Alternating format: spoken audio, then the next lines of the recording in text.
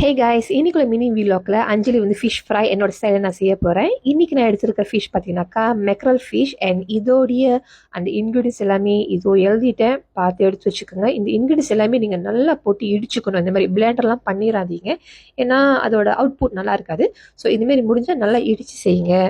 இடிச்சிட்டு இந்தமாரி வந்த கையோட இதில் கொஞ்சம் இன்க்ரீடியன்ஸ் ஆட் பண்ண போகிறேன். என்ன ஆட் பண்ண போகிறேன் பார்த்தீங்கன்னாக்கா கொஞ்சோண்டு எண்ணெய், ரொம்ப ஊற்றிடாதீங்க, அப்புறம் ரொம்ப கொலன்னு ஆயிரும். அப்புறமா ஒரு 2 டேபிள் ஸ்பூன் அளவுக்கு கரம் மசாலா. அண்ட் அது கூடயே சுக்கு ராசுக்கு வந்து உப்பு, உங்களுக்கு எந்த அளவுக்கு உப்பு பிடிக்குமோ அந்த அளவுக்கு உப்பு போட்டுக்க. முடிஞ்சாக்கா கல் உப்பு சேர்த்தாக்கா வெரி டேஸ்டியாக இருக்கும்.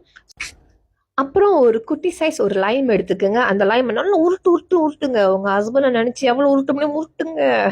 அப்புறம் அதோட சாறு எடுத்து புழிஞ்சு ஊற்றுங்க. சாரி, நான் சாறு புளியும் போது அந்த விதையை எடுக்க மாட்டேன். ஸோ நீங்களும் வந்து தப்பை பண்ணிடாதீங்க.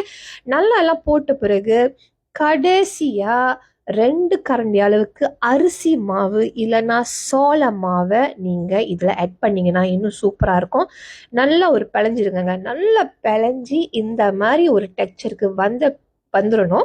ஸோ அப்போ தான் அந்த மீன் மேலே நம்ம போட்டு மசாலா போட்டு கிண்டுறதுக்கு சூப்பராக இருக்கும்.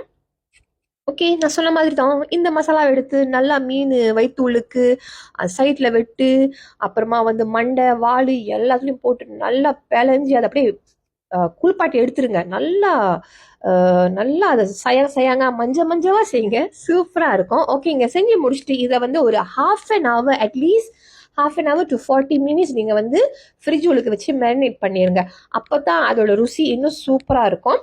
அண்ட் அந்த half an hourல அஞ்சலினால என்னென்னலாம் செய்ய முடியுமோ அந்த half an hour விறுவிறுன்னு சோளம் ஆக்கி போட்டு மங்கலாம் கழுவி வச்சுட்டு அடுத்த டிஷ்ஷுக்கும் நான் வந்து ப்ரிப்பேர் பண்ணி நான் விறுவிறுன்னு சமைச்சிட்டேன். half an hour இருக்குல்ல. ஸோ as a ஹவுஸ் ஒய்ஃபாக இருந்தீங்கன்னா உங்களுக்கு தெரியும் எப்படி உங்கள் டைமை மேனேஜ் பண்ணணும்னு. ஸோ எங்கள் வீட்டில் குட்டி ஏஞ்சி வரதுக்குள்ளே நான் என்னோடய வேலையை செஞ்சு முடிச்சிடணும்.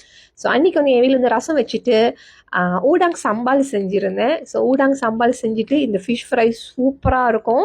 ஸோ என்னோடய டிஷ்ஷை நான் சமைச்சு முடிச்சிட்டேன். half an hourக்கு மேலே ஆயிடுச்சு. ஸோ என்னோடய ஃபிஷ்ஷை இப்போ பாருங்கள், நான் இன்னும் எக்ஸ்ட்ரா வந்து அதுக்கு மேலே வந்து பொரிக்கும் போது இன்னும் எக்ஸ்ட்ரா வந்து சோள மாவை நான் ஆட் பண்ணிக்கிட்டேன். அப்படி உங்களுக்கு வேணான்னா இது நீங்கள் ஸ்கிப் பண்ணிடலாம்.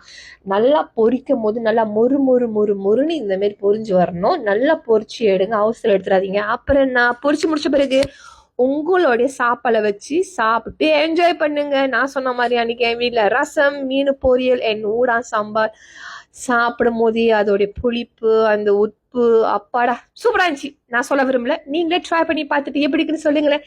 தேங்க்யூ.